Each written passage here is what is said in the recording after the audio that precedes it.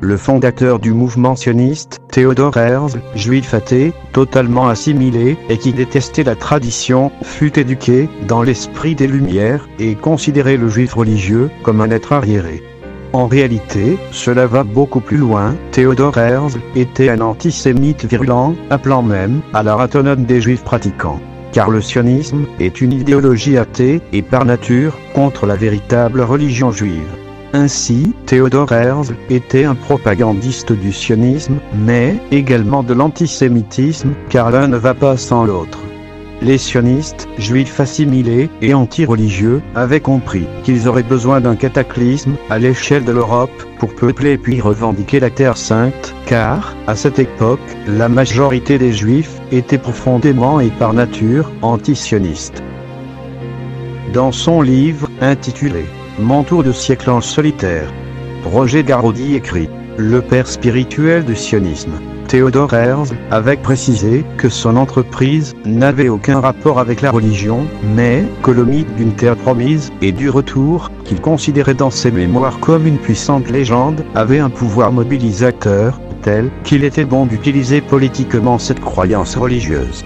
Cette hypocrisie délibérée, de créer toutes les possibilités d'une théocratie par des athées, n'a cessé d'être la contradiction fondamentale de l'État d'Israël.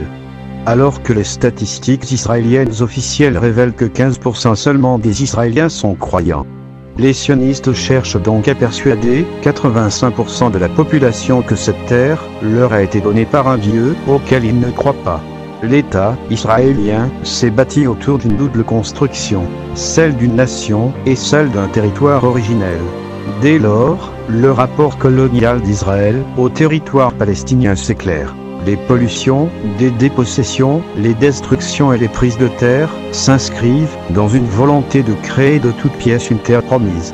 La terre d'Israël, dans la mythologie sioniste, doit être en mesure d'accueillir virtuellement l'ensemble des Juifs de ce monde au nom d'un prétendu droit historique de retour sur cette terre, constituant, en un tour de force politique, l'idée d'un peuple juif unique. Une chose intéressante est le fait que le sionisme, malgré sa haine du religieux, a utilisé la symbolique de la religion juive. Ainsi, les idéaux sionistes, mêlés aux symboles religieux, ont abouti à une sorte de nouvelle croyance sionisto-judaïque, majoritairement répandue parmi les populations juives d'aujourd'hui. Cette croyance est basée sur un messianisme qui voudrait qu'Israël devienne la capitale du nouvel ordre mondial et que son Messie Mashiach, Mashiach Dajjal, gouverne la terre depuis le troisième temple de Jérusalem. Merci d'avoir suivi cette vidéo, abonnez-vous sur ma chaîne, partagez-la et likez si cela vous a plu. Merci à tous.